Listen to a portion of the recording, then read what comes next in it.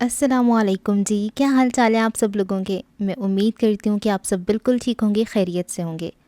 आज हम जो नावल स्टार्ट करने वाले हैं उसका नाम है उमराव जान अदा और इसके मुसन्निफ़ हैं मिर्ज़ा मोहम्मद हादी रुस्वा जी। बात कुछ ये है कि मुझे पढ़ना था सबसे बेस्ट नावल उर्दू अदब का जो आज तक लिखा गया है। मैंने गूगल किया बेस्ट उर्दू नावल जी, गूगल ने कहा कि उमराव जान सबसे अच्छा नावल है। फिर मैं चैट जीपीटी पे गई, मैंने कहा जी मुझे दिखाओ सबसे अच्छा नावल। उसने कहा उमराव जान अदा सबसे अच्छा नावल है। फिर मैं यूट्यूब पे गई और मुझे कोई भी ऐसे ऑथेंटिक वीडियो नहीं मिली जिसमें पूरा का पूरा नावल होता। तो मैंने कहा चलें जी यही काम कर लेते हैं। तो फिर हमने उमराव जान अदा स्टार्ट करने का सोच लिया। उमराव जान अदा इतना कोई लेंथी नावल नहीं है, इसके 300 सफ़ात हैं और इसमें पहले 55 सफ़े तो सिर्फ इंट्रोडक्शन के हैं। तो आज की वीडियो में हम इसका इंट्रोडक्शन पढ़ेंगे। थोड़ी बहुत इसमें डिटेल्स ज़्यादा भी हैं, कुछ कुछ बोरिंग भी हो जाता है, लेकिन कहानी आगे पढ़ने के लिए हमें ये इंट्रोडक्शन तो पढ़ना ज़रूरी है। कहानी है जी उमराव जान अदा की, जो कि एक तवाइफ़ थी, उनकी कैसी ज़िंदगी गुजरी और सारा कुछ इस टाइप का ही है। तो ये बहुत पुराने दौर की कहानी है जो कि 1899 में आई थी, मतलब 18वीं सदी में। 18वीं सदी कहते हैं ना, तो बहुत पुरानी ये कहानी है। तब पाकिस्तान नहीं बना था, लखनऊ जहाँ पे उर्दू प्योर बोली जाती थी और वो अदब और जो हम करके बात करते हैं, तो उस दौर की ये कहानी है। और मुझे लगता है कि इस टाइप की कहानियाँ भी हमें पढ़नी चाहिए। आजकल की कहानियाँ तो चले हम पढ़ते ही पढ़ते हैं, हर टाइप की उसमें चीज़ें होती हैं, लेकिन जो पुराना अदब था उर्दू का उसको भी हमें नहीं भूलना चाहिए। चलें जी आज की कहानी को, मतलब आज की जो इंट्रोडक्टरी पार्ट है उमराव जान अदा का, उसको स्टार्ट करते हैं। पेश लफ्ज़। उमराव जान अदा उर्दू का ज़िंदा जावेद नावल है। इसे शाया हुए कुछ कम 100 साल हो गए, लेकिन इस पूरी सदी में कभी उसकी मकबूलियत में ज़रा बराबर कमी नहीं हुई। तवाइफ़ों के बाला खाने जो तफरीगा होने के साथ साथ मजलिसी आदाब सिखाने के इदारे भी होते थे, आज भी नापैद हैं, और कल तो उनका ज़िक्र सिर्फ चंद किताबों में महफूज रह जाएगा। ये नावल उस वक्त भी मकबूल होगा और आज से कहीं ज़्यादा। उमराव जान अदा एक तवाइफ़ की दास्तान हयात है, मगर एक ऐसी दास्तान जिसमें 1857 और उसके ज़रा पहले और ज़रा बाद का लखनऊ पूरी तरह सांस लेता हुआ नज़र आता है। बूढ़ी उमराव जान ज़िंदगी के हंगामों से किनारा कर चुकी है। जिस कमरे में उसकी रिहाइश है, उसके दरवाज़ों पर दिन रात पर्दे पड़े रहते हैं। चौक की तरफ का दरवाज़ा मुकफ़िल है, मुलाजमों की आमदोरफ्त उस दरवाज़े से है जो गली की तरफ खुलता है। कभी कभी गाने की आवाज़ ना आती तो किसी को पता भी ना चलता कि इस कमरे में कोई रहता भी है। बराबर के कमरे में जनाब रुस्वा के एक दोस्त आ बसते हैं। मुशायरे की महफिल सजती है। किसी शेर पर बराबर के कमरे से दाद दी जाती है। यूँ मालूम होता है कि खिड़की के उस पार भी शेर व सुखन का कोई कदरदान मौजूद है। ये कदरदान है उमराव जान अदा, जो ख़ुद भी शायरा हैं। दोनों की मुलाकात होती है, हालांकि शनासाई पहले से थी। रुस्वा कुरेद कुरेद कर उनके हालात दरियाफ्त करते हैं और अदा की मर्ज़ी के ख़िलाफ़ उसे नावल की शक्ल में मुरतब करके शाया कर देते हैं। नावल में रुस्वा एक अहम किरदार अदा करते हैं। वो किस्से को काबू में रखते हैं। जहाँ मज़ीद मालूमात दरकार है वहाँ इसरार करके तफसील दरियाफ्त करते हैं, और जहाँ तफसील गैर ज़रूरी मालूम होती है वहाँ बात काट देते हैं। यही वजह है कि नावल का प्लॉट उतना ही मुकम्मल और गुथा हुआ है कि न कहीं कमी का एहसास होता है, न कोई बात गैर ज़रूरी मालूम होती है। उमराव जान अदा का किस्सा। उमराव जान अदा कभी अमीरन थी। फैज़ाबाद के एक मोहल्ले में उसका छोटा सा कुंबा आबाद था। बाप जमींदार था और सुबह का गया शाम को लौटता था। माँ घर के काम काज में दिन भर घिरी रहती थी। अमीरन का मशगला था अपने छोटे से भाई को गोद में लिए इमली की छाँव में खेलना। पास ही एक बदमाश दिलावर ख़ान रहता था, जिसकी अमीरन के बाप से दुश्मनी थी। एक दिन मौका पाकर उसने बदला लिया और अमीरन को अगवा कर लिया। उसे लेकर दिलावर ख़ान लखनऊ आया और ऐसी जगह ठहरा जहाँ लावारिस बच्चों का कारोबार होता था। यहाँ अमीरन ने एक कोठड़ी में रात बसर की। उस कोठड़ी में एक और सितमज़दा बच्ची राम दक्की भी थी। एक बेगम ने उसे अपने बीमार बेटे के लिए ख़रीद लिया। अमीरन का सौदा एक नायका से हुआ। ये खानम थी। उन्होंने अमीरन की परवरिश की ज़िम्मेदारी बुआ हसीनी को सौंप दी। मौलवी साहब ने लिखना पढ़ना सिखाया, उस्ताद ने मौसीकी का माहिर बनाया। आखिरकार वो अमीरन से امراؤ جان بن گئیں۔ شعر کہنے لگیں، ہوش سنبھالا تو ایک کے بعد ایک کئی مردوں سے تعلق رہا۔ گوہر مرزا تو ان کی زندگی میں داخل ہونے والا پہلا شخص تھا، لیکن یہ معاملہ چپ چپاتے کا تھا۔ 14 برس کی ہوئیں تو راشد علی نے خانم کو مستی کے 5,000 روپے دیے اور 100 روپے مہینہ پر امراؤ جان کو ملازم رکھ لیا۔ کچھ دنوں بعد ایک خوب روح نواب زادے سلطان ان کے کوٹھے پہ تشریف لائے۔ پہلی دن ان کے ہاتھ سے ایک قتل ہو گیا، پھر انہوں نے اس کوٹھے کا رخ نہ کیا، لیکن امراؤ جان کا دل ان کی طرف مائل تھا، اس لیے ادھر ادھر ملاقات کے موقع نکالے گئے۔ امراؤ جان خوب روح اور خوش گلو تھیں، اونچے اونچے گھروں میں مجروں کے لیے بلائی جاتی تھیں، اس لیے یہ کچھ مشکل بھی نہ تھا۔ اب امراؤ جان کی زندگی میں ایک زبردست دھماکہ ہوا۔ ان کے کوٹھے پر ایک ایسا شخص آیا جس کی وضع بانکو کی سی تھی، طور طریقوں سے انگھڑ سے لگتا تھا، مگر دل کا ایسا کہ اچھے اچھے رئیس اور شہزادے اس کا مقابلہ نہ کر سکتے تھے۔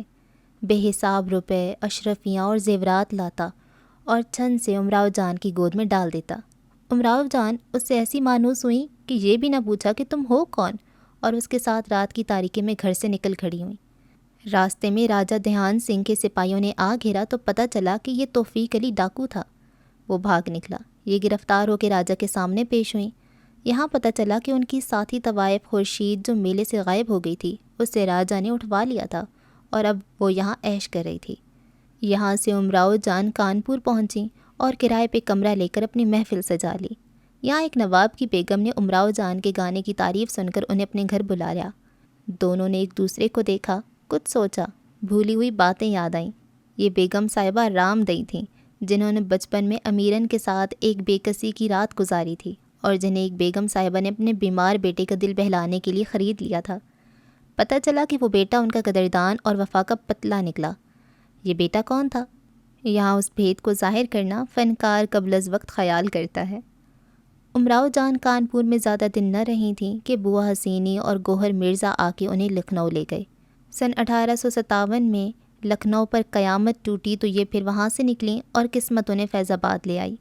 فیض آباد جہاں معصوم امیرن کا بچپن بیتا تھا۔ یہاں ایک مجرے کی دعوت ملی۔ یہ پہنچی تو وہ محلہ ان کا اپنا محلہ تھا، جس املی کی چھاؤں میں امیرن کھیلتی کودتی تھی، آج قسمت وہاں امراؤ جان کو نچوا رہی تھی۔ ماں نے انہیں پہچانا تو دہاڑے مار کر روئی۔ چھوٹے بھائی کو پتہ چلا تو غیرت اور غصے قتل پہ آمادہ ہو گیا، لیکن بڑی بہن سمجھ کے چھوڑ دیا۔ امراؤ جان پھر لکھنؤ لوٹ گئیں۔ وہاں لوچندی کے میلے میں بیگم صاحبہ یعنی رام دئی سے پھر ملاقات ہوئی۔ انہوں نے اپنی کوٹھی پر بلایا اور اب یہ عقدہ کھلا کہ وہ نواب جنہوں نے رام دئی کو گھر میں ڈال لیا تھا، نواب سلطان تھے۔ دونوں کی نظریں ملیں مگر زبانیں بند رہیں کہ اب دونوں زمانے کے سرد و گرم سے خوب واقف ہو چکے تھے۔ ظالم دلاور خان بھی آخر کار اپنی گھی کی سزا پاتا ہے۔ وہ 1857 کی لوٹ مار میں شامل تھا۔ لوٹ کا مال اس نے گڑھے میں دبا دیا تھا۔ امراؤ جان اسے گڑھا کھودتے دیکھ لیتی ہے، وہ پکڑا جاتا ہے اور سزا پاتا ہے۔ ناول کے آخر میں امراؤ جان اپنی زندگی بھر کے تجربوں پہ گفتگو کرتی ہیں اور اسی پہ ناول کا خاتمہ ہو جاتا ہے۔ کیا امراؤ جان کا قصہ سچا ہے؟ اس ناول میں جو کچھ بیان ہوا ہے وہ اصلیت سے اتنا قریب ہے کہ پڑھنے والا اس قصے کو فرضی اور امراؤ جان کو ناول نگار کا گڑھا ہوا کردار مان ہی نہیں سکتا۔ یہی وجہ ہے کہ ناول کے شائع ہونے کے بعد امراؤ جان سے ملاقات کے اشتیاق میں لوگ اکبری دروازے کے پاس ان کا پتہ پوچھتے پھرتے تھے۔ ناول میں دکھایا گیا ہے کہ سفر کے دوران امراؤ جان کو ایک سرائے میں ٹھہرایا جاتا ہے۔ نزدیک ایک کنواں ہے، امراؤ جان اس کا پانی پیتی ہیں۔ ناول شائع ہونے کے بعد یہ سرائے امراؤ جان کے سرائے اور یہ کنواں امراؤ جان کا کنواں کہلانے لگا۔ فنکار نے ناول میں بہت دلچسپ اور پر اسرار تکنیک استعمال کی ہے۔ امراؤ جان کی داستان حیات خود انہی کی زبانی بیان ہوئی ہے۔ ایسا نہیں ہے کہ کسی نے سنا کے بیان کر دی ہو، لیکن فنکار نے ایک اور کردار وضع کیا ہے، یہ ہے رسوا۔ امراؤ جان اپنی کہانی سناتی جاتی ہیں، رسوا سنتے جاتے ہیں اور آخر کار اس کا مسودہ تیار کر کے نظر ثانی کے لیے امراؤ جان کی خدمت میں پیش کر دیتے ہیں۔ گویا رسوا ایک فرضی کردار ہے۔ ایسا نہیں ہے کہ یہ مرزا محمد ہادی کا تخلص ہو۔ اس کا ایک ثبوت یہ بھی ہے کہ اس ناول سے پہلے ان کا پورا نام مرزا محمد ہادی لکھا جاتا رہا۔ مطلب یہ کہ ناول کا کردار رسوا خود مصنف نہیں، ناول میں مصنف کا نمائندہ ضرور ہے، لیکن ناول شائع ہوا تو پڑھنے والوں نے دونوں کو ایک ہی سمجھ لیا اور یوں مرزا محمد ہادی رسوا ہو گئے۔ خود انہوں نے اسے حقیقت مان لیا۔ وجہ یہ کہ مرتے دم تک وہ یہ ثابت کرتے رہے کہ امراؤ جان کوئی من گھڑت کردار نہیں، یہ سچ مچ ایک طوائف تھی، اور جسے اس نے اپنی داستان سنائی وہ میں ہی تھا۔ جی ہاں، رسوا میں ہی ہوں۔ ناول میں ایسی شہادتیں موجود ہیں اور میمونہ بیگم نے دلیلوں سے ثابت کیا ہے کہ ادا اور رسوا دونوں فرضی کردار ہیں۔ بلا شبہ اس نام کی کئی طوائفیں گزری ہیں، لیکن مرزا ہادی کے زمانے میں اس نام کی کوئی طوائف لکھنؤ میں نہ تھی۔ ناول میں رسوا اور ادا دونوں کو بے تکلف اور تقریباً ہم عمر دکھایا گیا ہے۔ منشی احمد حسین کے کمرے میں مشاعرے کی محفل جمتی ہے، کسی شعر پہ برابر کے کمرے سے داد دی جاتی ہے، اور آخر مہری آتی ہے کہ رسوا صاحب کو بیوی جی نے بلایا ہے۔ یہ جاتے ہیں اور بے ساختہ منہ سے نکلتا ہے، آہا امراؤ جان تشریف رکھتی ہیں۔ وہ دیکھتے ہی فرماتی ہیں، اللہ مرزا صاحب آپ تو ہمیں بھول ہی گئے۔ اس سے اندازہ ہوتا ہے کہ دونوں میں دیرینہ مراسم تھے، عمریں بھی کم و بیش برابر ہونی چاہیے، لیکن ناول سے صاف معلوم ہوتا ہے کہ جب 1857 کے غدر میں بھگدڑ مچی تو امراؤ جان جو زندگی کے کافی نشیب و فراز دیکھ چکی تھیں، خانم کے ساتھ لکھنؤ سے نکلیں، اور یہ بات بالکل طے شدہ ہے کہ مرزا محمد ہادی غدر کے 1 سال بعد 1858 میں پیدا ہوئے۔ اس طرح ادا اور رسوا دونوں کا فرضی ہونا ثابت ہو جاتا ہے، لیکن ایسا بھی نہیں ہے کہ اس فیصلے کے خلاف دلیلیں نہ دی جا سکیں۔ ناول چھپنے کے بعد کی کہانی بھی ناول کی طرح دلچسپ ہے۔ تمکین کاظمی نے بہت سی باتیں خود مرزا ہادی سے سن کے لکھی ہیں۔ کہا جاتا ہے کہ مرزا ہادی نے امراؤ جان کی آوارگی کا قصہ شائع کر دیا تو ان کے دل میں انتقام کی آگ دہکنے لگی۔ انہوں نے بھی بدلہ لینے کی ٹھان لی۔ انہیں خبر تھی کہ زمانے جوانی میں مرزا بھی کسی بددیسی خاتون کے عشق میں مبتلا رہ چکے ہیں، اور اس نے ان کو نیم دیوانگی کی حالت میں پہنچایا ہے۔ مرزا کی عدم موجودگی میں وہ ایک دن مرزا کی کوٹھی پر پہنچیں اور نوکر کو کچھ دے دلا کے اپنے ساتھ ملا لیا۔ گھر کے چپے چپے کی تلاشی لی اور مرزا کی مستوی نالہ رسوا ڈھونڈ نکالی۔ اس میں مرزا نے اپنی داستان معاشقہ نظم کی ہے۔ امراؤ جان نے کل احوال لکھا اور ماں مثنوی جنون انتظار یعنی فسانہ مرزا رسوا کے نام سے اس منہ توڑ جواب کے ساتھ شائع کر دیا۔ دشنام دے کہ مجھ کو بہت خوش نہ ہو جائیے، کیا کیجیے گا آپ جو میری زبان کھلی۔ بے شک یہ مثنوی اور رسالہ موجود ہے، مگر یہ سب خود مرزا ہادی کی کارستانی ہے، اور مقصد صرف یہ ہے کہ ہر پڑھنے والے کو یقین ہو جائے کہ امراؤ جان ادا سچ مچ لکھنؤ کی ایک طوائف تھی، اور یہ اس کی سچی کہانی ہے۔ اگر امراؤ جان ادا کسی طوائف کی سچی سرگزشت ہے تو ناول نگار کو داد دینی پڑتی ہے کہ اس نے ناول میں اس کی زندگی کی کامیاب عکاسی کی ہے، اور اگر یہ فرضی داستان ہے تو فنکار کی مہارت کا اور بھی زیادہ قائل ہونا پڑتا ہے۔ امراؤ جان اگر حقیقتاً لکھنؤ کی کوئی طوائف تھی تو وہ مر گئی اور لوگ اسے بھول گئے، لیکن ناول کی امراؤ جان ہمارے ادب میں زندہ جاوید ہے۔ ہم کو بھی کیا کیا مزے کی داستانیں یاد تھیں، لیکن اب تمہید ذکر درد ماتم ہو گئیں۔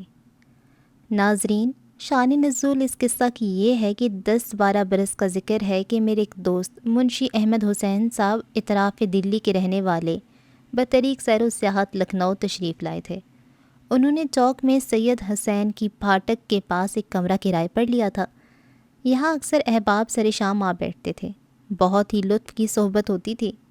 منشی صاحب کا مذاق شعر و فہمی اعلیٰ درجے کا تھا، خود بھی کبھی کبھی کچھ کہہ لیتے تھے اور اچھا کہتے تھے، لیکن زیادہ تر ان کو سننے کا شوق تھا، اس لیے اکثر شعر و سخن کا چرچا رہتا تھا۔ اسی کمرے کے برابر ایک اور کمرہ تھا، اس میں ایک طوائف رہتی تھی۔ بود و باش کا طریقہ اور رنڈیوں سے بالکل علیحدہ تھا۔ نہ کبھی کسی نے کمرے پہ سرے راہ بیٹھتے دیکھا، نہ وہاں کسی کی آمد و رفت تھی۔ دروازوں میں دن رات پردے پڑے رہتے تھے۔ چوک کی طرف نکاس کا راستہ بالکل بند رہتا تھا۔ گلی کی جانب ایک اور دروازہ تھا، اسی سے نوکر چا کر آتے جاتے تھے۔ اگر کبھی کبھی رات کو گانے کی آواز نہ آیا کرتی تو یہ بھی معلوم نہ ہوتا کہ اس کمرے میں کوئی رہتا بھی ہے یا نہیں۔ جس کمرے میں ہم لوگوں کی نشست تھی اس میں ایک چھوٹی سی کھڑکی لگی تھی، مگر اس میں کڑا پڑا ہوا تھا۔ ایک دن حسب معمول احباب کا جلسہ تھا، کوئی غزل پڑھ رہا تھا، احباب داد دے رہے تھے۔ اتنے میں نے ایک شعر پڑھا، اس کھڑکی کی طرف سے واہ واہ کی آواز آئی، میں چپ ہو گیا اور احباب بھی اسی طرف متوجہ ہو گئی۔ منشی احمد حسین نے پکار کے کہا، غائبانہ تعریف ٹھیک نہیں، اگر شوق شعر و سخن ہے تو جلسہ میں تشریف لائیے۔ اس کا کوئی جواب نہ ملا۔ میں پھر غزل پڑھنے لگا۔ بات رفت گزشت ہوئی۔ تھوڑی دیر کے بعد ایک مہری آئی۔ اس نے پہلے سب کو سلام کیا، پھر یہ کہا، مرزا رسوا کون صاحب ہیں؟ احباب نے مجھے بتا دیا۔ مہری نے کہا، بیوی نے ذرا آپ کو بلایا ہے۔ میں نے کہا، کون بیوی؟ مہری نے کہا، بیوی نے کہہ دیا ہے نام نہ بتانا، آگے آپ کا جو حکم ہو۔ مجھے مہری کے ساتھ جانے میں تعامل ہوا۔ احباب مجھ سے مذاق کرنے لگے، ہاں صاحب کیوں نہیں، کبھی کہ صاحب سلامت ہے جب تو اس طرح بلا بھیجا۔ میں دل میں غور کر رہا تھا کہ کون صاحب ایسے بے تکلف ہیں۔ اتنے میں ادھر مہری نے کہا کہ حضور، بیوی آپ کو اچھی طرح جانتی ہیں، جب تو بلا بھیجا ہے۔ آخر جانا ہی پڑا۔ جا کے جو دیکھا معلوم ہوا، آہا، امراؤ جان تشریف رکھتی ہیں۔ امراؤ جان دیکھتے ہی، اللہ مرزا صاحب آپ تو ہمیں بھول ہی گئے۔ میں، یہ معلوم کیسے تھا کہ آپ کوہ کاف میں تشریف رکھتی ہیں؟ امراؤ جان، یوں تو میں اکثر آپ کی آواز سنا کرتی تھی، مگر کبھی بلانے کی جرت نہ ہوئی، مگر آج آپ کی غزل نے بے چین کر دیا، بے ساختہ منہ سے واہ نکل گیا۔ ادھر کسی صاحب نے کہا، یہاں آئیے۔ میں اپنی جگہ آپ ہی شرمندہ ہوئی۔ جی میں آیا چپ رہوں، مگر دل نہ مانا، آخر اگلی خصوصیتوں کے لحاظ سے آپ کو تکلیف دی، معاف کیجئے گا۔ ہاں وہ شعر ذرا پھر پڑھ دیجئے۔ میں، معاف تو کچھ بھی نہ ہوگا، اور نہ میں شعر سناؤں گا، اگر آپ کو شوق ہے تو وہیں تشریف لے چلیے۔ امراؤ جان، مجھے چلنے میں کوئی عذر نہیں، مگر خیال ہے کہ صاحب خانہ یا کسی صاحب کو میرا جانا ناگوار نہ ہو۔ میں، آپ کی حواس درست ہیں، بھلا ایسی جگہ میں آپ کو چلنے کے لیے کیوں کہتا؟ بے تکلف صحبت ہے، آپ کے جانے سے اور لطف ہوگا۔ امراؤ جان، یہ تو سچ ہے، مگر کہیں زیادہ بے تکلفی نہ ہو۔ میں، جی نہیں، وہاں میرے سوا آپ سے کوئی بے تکلف نہیں ہو سکتا۔ امراؤ جان، اچھا تو کل آؤں گی۔ میں، ابھی کیوں نہیں چلتی؟ امراؤ جان، اے ہے دیکھیے تو کس حیثیت سے بیٹھی ہوں۔ میں، وہاں کوئی مجرا تو نہیں ہے، بے تکلف صحبت ہے، چلی چلیے۔ امراؤ جان، اوئی مرزا، آپ کی تو باتیں لاجواب ہوتی ہیں، اچھا چلیے میں آتی ہوں۔ میں اٹھ کے چلا آیا۔ تھوڑی دیر کے بعد امراؤ جان صاحبہ ذرا کنگھی چوٹی کر کے کپڑے بدل کے آئیں۔ میں نے احباب سے چند الفاظ میں ان کے مذاق، شعر و سخن اور کمال موسیقی وغیرہ کی تعریف کر دی تھی۔ لوگ مشتاق ہو گئے تھے۔ جب وہ تشریف لائیں تو یہ ٹھہری کہ سب صاحب اپنا اپنا کلام پڑھیں اور وہ بھی پڑھیں۔ خلاصہ یہ کہ بڑے لطف کا جلسہ ہوا۔ اس دن سے امراؤ جان اکثر شام کو چلی آتی تھیں۔ گھنٹہ دو گھنٹہ تک نشست رہتی تھی۔ کبھی شعر و شاعری کا جلسہ ہوا، کبھی انہوں نے کچھ گایا، احباب محظوظ ہوئے۔ ایسی ایک جلسے کی کیفیت ہم یہاں لکھ دیتے ہیں۔ ان مشاعروں میں نہ کوئی طرح مقرر کی جاتی تھی اور نہ بہت سے لوگوں سے وعدے لیے جاتے تھے، صرف بے تکلف احباب جمع ہو جاتے تھے اور اپنی اپنی تازہ تصنیف غزلیں پڑھتے تھے۔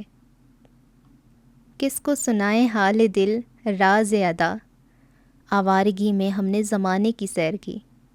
مرزا رسوا، کیا کہنا بھی امراؤ جان صاحبہ، یہ مقطع تو آپ نے حسب حال کہا ہے، اور شعر کیوں نہ ہو؟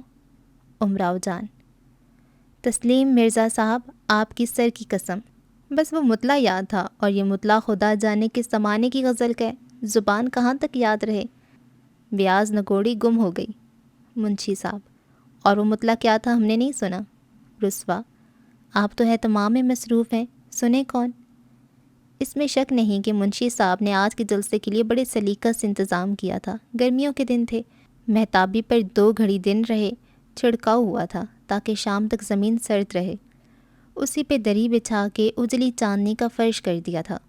کوری کوری صحرائیاں پانی بھر کے کیوڑا ڈال کے منڈیر پر چنوا دی گئی تھیں۔ ان پر بالوں کے عام جورے ڈکے ہوئے تھے۔ برف کا انتظام علیحدہ کیا گیا تھا۔ کاغذ کی ہنڈیوں میں سفید پانی کے ساتھ ساتھ گلوریاں سرخ صافی میں لپیٹ کر کیوڑے میں بسا کے رکھ دی گئی تھیں۔ ڈھکنیوں پہ تھوڑا تھوڑا کھانے کا خوشبودار تمباکو رکھ دیا تھا۔ ٹیڑھ خمے حکوں کے نیچے میں پانی چھڑک چھڑک کر ہار لپیٹ دیے تھے۔ چاندنی رات تھی، اس لیے روشنی کا انتظام زیادہ نہیں کرنا پڑا، صرف ایک سفید کنول دور کے لیے روشن کر دیا گیا تھا۔ 8 بجتے بجتے سب احباب میر صاحب، آغا صاحب، خان صاحب، شیخ صاحب، پنڈت صاحب وغیرہ وغیرہ تشریف لائے۔ پہلے شیر فالودہ کے ایک ایک پیالے کا دور چلا، پھر شعر و سخن کا چرچا ہونے لگا۔ منشی صاحب، تو پھر اہتمام آپ کیجئے، بندہ شعر سنے گا۔ رسوا، معاف فرمائیے، یہ درد سر مجھ سے نہ ہوگا۔ منشی صاحب، اچھا وہ مطلع کیا تھا؟ امراؤ جان: میں عرض کیے دیتی ہوں۔ کعبے میں جا کے بھول گیا راہ دیر کی، ایمان بچ گیا میرے مولا نے خیر کی۔ منشی صاحب: خوب کہا۔ خان صاحب: اچھا مطلع کہا ہے، مگر یہ بھول گیا کیوں؟ امراؤ جان: تو کیا خان صاحب میں ریختی کہتی ہوں؟ خان صاحب: مرزا تو ریختی کا ہے، میرے مولا نے خیر کی، آپ ہی کی زبان سے اچھا معلوم ہوتا ہے۔ رسوا: بس آپ کے حملے شروع ہو گئے، لے شعر سننے دیجیے خان صاحب، اگر سب آپ ہی کے محقق ہو جائیں تو شعر گوئی کا مزہ تشریف لے جائیے۔ ہر گلے را رنگ و بوئے دیگراست۔ خان صاحب: کسی قدر برے تیوروں سے۔ درست۔ رسوا: امراؤ جان: اچھا تو کوئی اور غزل پڑھو۔ امراؤ جان: دیکھیے کچھ یاد آئے تو عرض کروں۔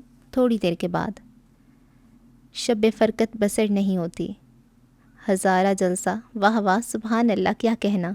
امراؤ جان تسلیمیں کر کے: یہ شعر ملاحظہ ہو، شور فریاد تا فلک پہنچا مگر اس کو خبر نہیں ہوتی۔ رسوا: کیا شعر کہا ہے۔ امراؤ جان: آپ کی عنایت، تسلیم تسلیم، تیرے کوچے کے بے نواؤں کو ہوس مال و زر نہیں ہوتی۔ امراؤ جان تسلیم: جان دینا کسی پہ لازم تھا، زندگی یوں بسر نہیں ہوتی۔ رسوا: واہ خان صاحب، یہ شعر ملاحظہ ہو۔ خان صاحب: سبحان اللہ، حقیقت میں کیا شعر کہا ہے۔ امراؤ جان: آپ سب صاحب قدر افزائی فرماتے ہیں، ورنہ میں کیا، میری حقیقت کیا۔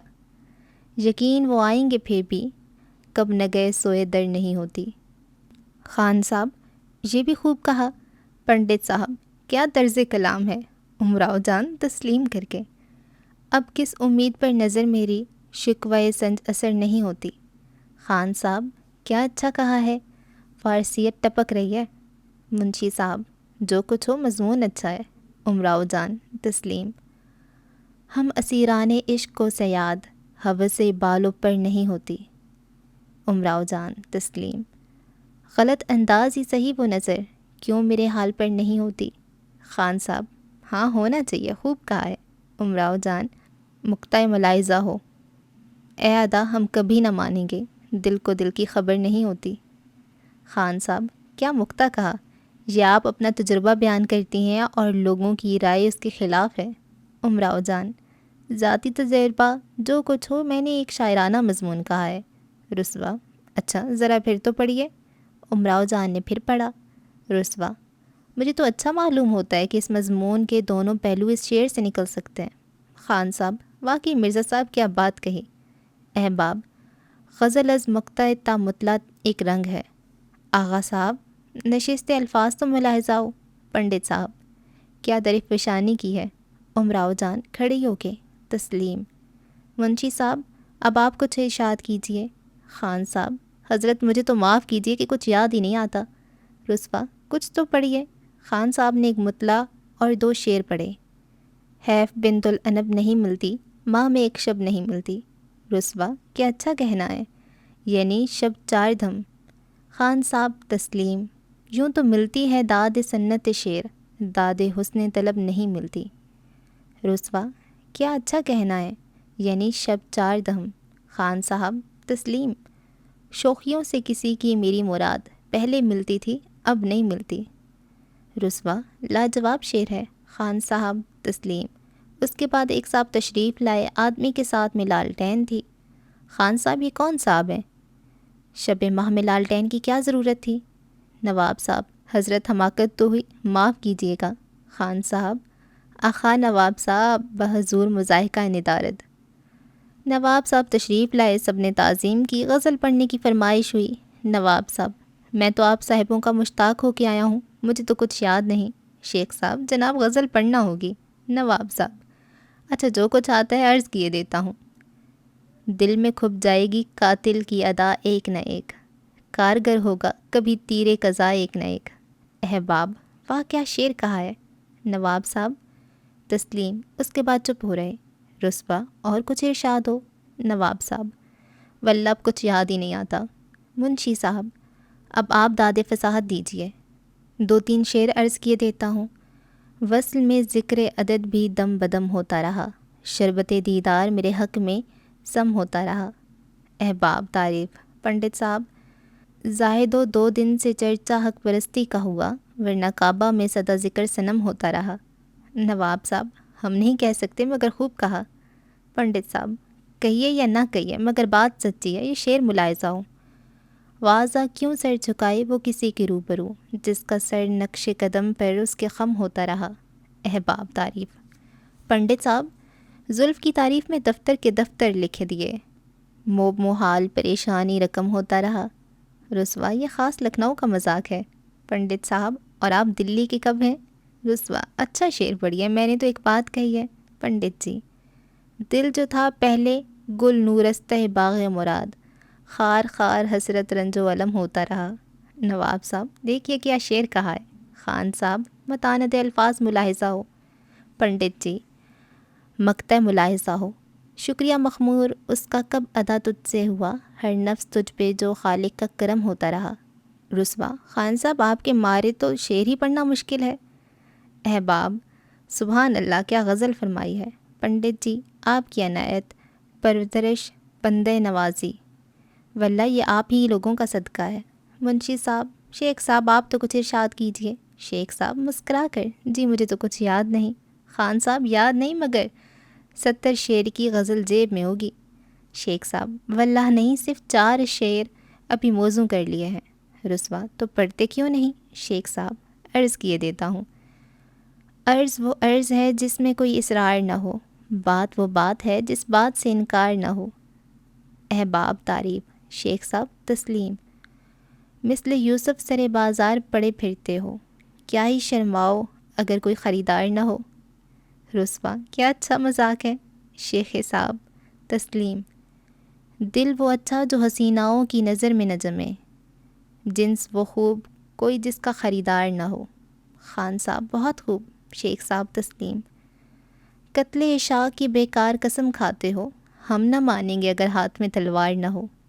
اتنے میں ایک آدمی آیا اور اس نے ایک پرچہ منشی احمد حسین کو دیا۔ منشی صاحب رکا پڑھ کے، لیجئے مرزا صاحب تشریف نہیں لائیں گے، غزل تازہ بھیجتی ہے۔ میں نے آدمی سے پوچھا، کیا کر رہے ہیں؟ آدمی مسکرا کے، جی حضور سکندر باغ سے سر شام بہت سے انگریزی درختوں کے ناندے لے کر آئے تھے، ان کو گول حوض کے کنارے پتھروں کے اندر سے جا رہے ہیں، مالی پانی دیتا جاتا ہے۔ رسوا، جی ہاں، انہیں اپنے اعمال سے فرصت کہاں جو مشاعرے میں تشریف لائیں۔ منشی صاحب، اچھا تو غزل پڑھ دیجئے، واللہ کیا صحبت کو باللطف کیا، نہ آئے نا، اچھا غزل ہی پڑھ دیجئے۔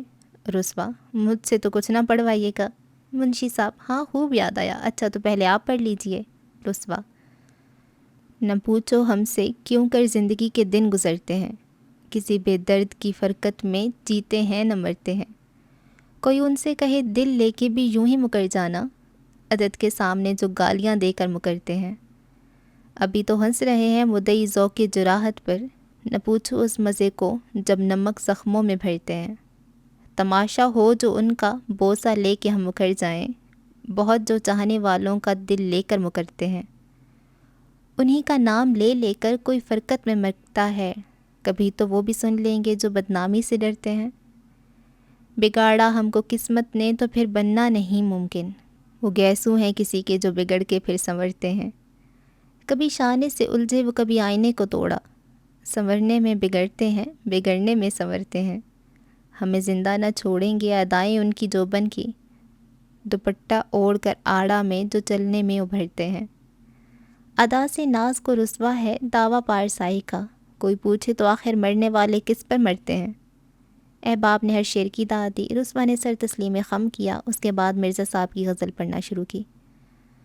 کل رات کو انہیں جو کہیں دیر ہو گئی، دنیا ہماری آنکھوں میں اندھیر ہو گئی، مرنے کے دن قریب ہے شاید کہ اے حیات، تجھ سے طبیعت اپنی بہت سیر ہو گئی، بیہودہ خواہشوں نے نہ جینے دیا ہمیں، ان موذیوں سے عقل اگر زیر ہو گئی، اے موت تجھ کو کیا ہوا تو ہی بلا سے آ، ان کو تو آتے آتے بڑی دیر ہو گئی، میری تباہیوں کی تمہیں اب خبر ہوئی، کیا پوچھتے ہو عمر یوں ہی تیر ہو گئی، آج ان سے ہم نے آنے کا وعدہ کیا تو ہے، دم ہی نکل گیا جو کہیں دیر ہو گئی، ٹلنا تھا میرے پاس سے اے کاہلی تجھے، کمبخت تو آ کے یہیں ڈھیر ہو گئی، دبکی ہوئی تھی گربہ صفت خواہش گناہ، چمکارنے سے پھول گئی شیر ہو گئی، مرزا مشاعرے میں نہ تشریف لائیں گے تا چند انتظار بڑی دیر ہو گئی۔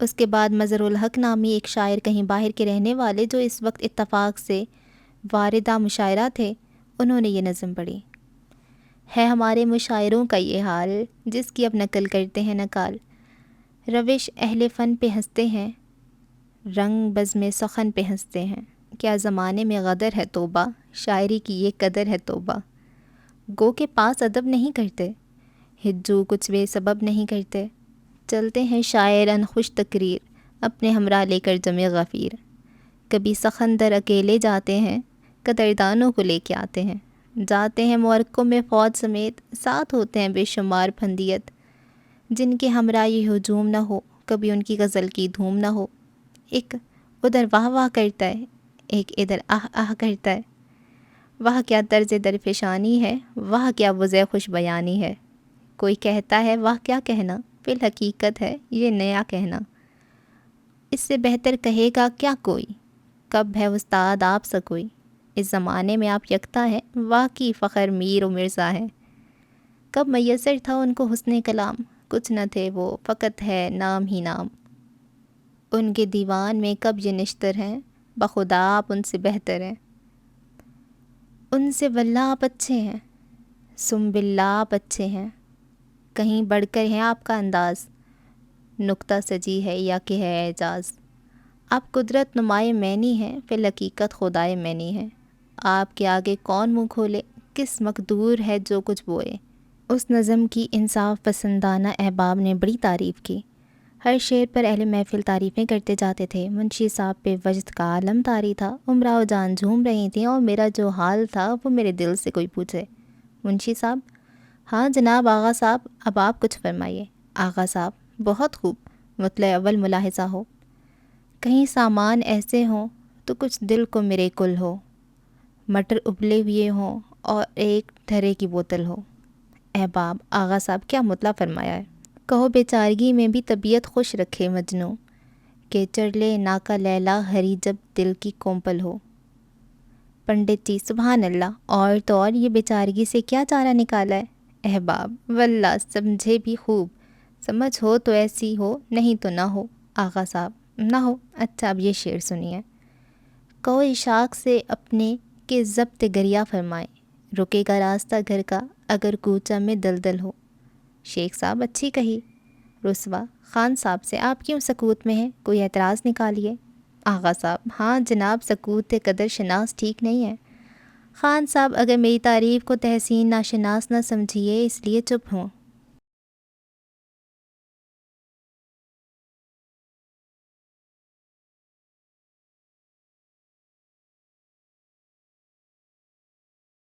مشاعرہ ختم ہونے کے بعد فالسہ کی برف جمائی گئی، اس کی دو دو کلفیں احباب نے نوش کیں، سب اپنے اپنے مکان تشریف لے گئے۔ اس کے بعد دسترخوان بچھا، منشی صاحب نے اور میں نے اور امراؤ جان نے کھانا کھایا۔ منشی صاحب امراؤ جان سے: ذرا اپنا مطلع تو وہ پڑھیے جو آپ نے پہلے پڑھا تھا۔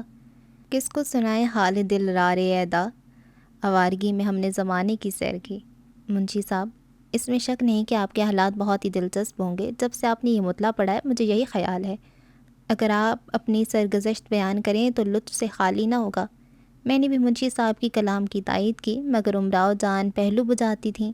ہمارے منشی صاحب مہربان کو ابتدائی سن سے قصہ کہانیوں کا بڑا شوق تھا۔ الف لیلا، امیر حمزہ کی داستان کے علاوہ بوستان خیال کی کل جلدیں نظر سے گزری ہوئی تھیں۔ کوئی ناول ایسا نہ تھا جو آپ نے نہ دیکھا ہو، مگر لکھنؤ میں چند روز رہنے کے بعد جب اہل زبان کی اصلی بول چال کی خوبی کھلی، اکثر ناول نویسوں کے بے تکے قصے، مصنوعی زبان اور تعصب آمیز بیہودہ جوش دلانے والی تقریریں آپ کے دل سے اتر گئیں۔ لکھنؤ کے بامزاج لوگوں کی گفتگو بہت ہی پسند آئی تھی۔ امراؤ جان کے اس مطلع نے آپ کے دل میں خیال پیدا کیا جس کا اشارہ اوپر کیا گیا ہے۔ القصہ منشی صاحب کے شوق اور میری اشتعالت نے امراؤ جان کو مجبور کیا اور وہ اپنی سرگزشت کہنے پر مجبور ہو گئی۔ اس میں کوئی شک نہیں کہ امراؤ جان کی تقریر بہت شائستہ تھی، اور کیوں نہ ہو، اول تو خواندہ، دوسرے اعلیٰ درجے کے رنڈیوں میں پرورش پائی، شہزادوں اور نوابزادوں کی صحبت اٹھائی، محلات شاہی تک رسائی، جو کچھ انہوں نے آنکھوں سے دیکھا اور لوگوں نے کانوں سے نہ سنا ہوگا۔ اپنی سرگزشت وہ جس قدر کہتی جاتی تھی، میں ان سے چھپا کے لکھتا جاتا تھا۔ تمام ہونے کے بعد میں نے مسودہ دکھایا، اس پر امراؤ جان بہت بگڑی، مگر اب کیا ہوتا تھا، آخر کچھ سمجھ بوجھ کے چپ ہو رہیں۔ خود پڑھا اور جا بجا جو کچھ رہ گیا تھا اسے درست کر دیا۔ میں امراؤ جان کو زمانے سے جانتا ہوں، جب ان کی نواب صاحب سے ملاقات تھی۔ انہی دنوں میری نشست بھی اکثر وہاں رہتی تھی۔ اس سرگزشت میں جو کچھ بیان ہوا اس کے حرف بحرف صحیح ہونے میں کوئی شک نہیں ہے، مگر یہ میری ذاتی رائے ہے، ناظرین کو اختیار ہے، جو چاہیں قیاس کر لیں۔ مرزا رسوا۔ اچھا، تو یہاں تک تو صرف وہ اس کی پہلے کی تمہید ٹائپ چیزیں تھی کہ رائٹر کے بارے میں تھا اور کیسے کہانی شروع ہوتی ہے، وہ ساری باتیں تھی۔ تو اب اس کے بعد جو نیکسٹ ویڈیوز آئیں گی تب ہماری اصل سٹوری جو ہے وہ سٹارٹ ہوئے گی۔ تو یہاں تک اگر آپ کو پسند نہیں بھی آیا تو بھی آپ نے نیکسٹ ویڈیو ضرور دیکھنی ہے، کیونکہ یہ تو جسٹ اس کا انٹروڈکٹری پارٹ تھا نا، اور اس میں سے بھی میں نے بہت کچھ سکپ کر دیا کیونکہ یہ بہت زیادہ ہو رہا تھا، لائک 57 پیجز میں صرف انٹروڈکشن تھا، تو میں نے کافی ساری اس میں چیزیں سکپ کر دی ہیں، اور اچھا ہی کی ہے یار، انٹروڈکشن سے کس کو مطلب ہے۔ تو نیکسٹ ویڈیو جو ہوگی وہ ہماری اصل سٹوری کی سٹارٹ ہوگی، یہاں سے امراؤ جان ادا کی اصل کہانی سٹارٹ ہوگی، اور مجھے لگتا ہے یہ کوئی اس ٹائپ کی کہانی ہوگی کہ دل ہمارے رونے لگ جائیں گے، اور کچھ پتہ نہیں کیوں مجھے لگتا ہے ایسی سٹوری ہوگی۔ آپ کو کیا لگتا ہے؟ چلیں جی، اگلی ویڈیو میں ملاقات ہوگی۔ اللہ حافظ۔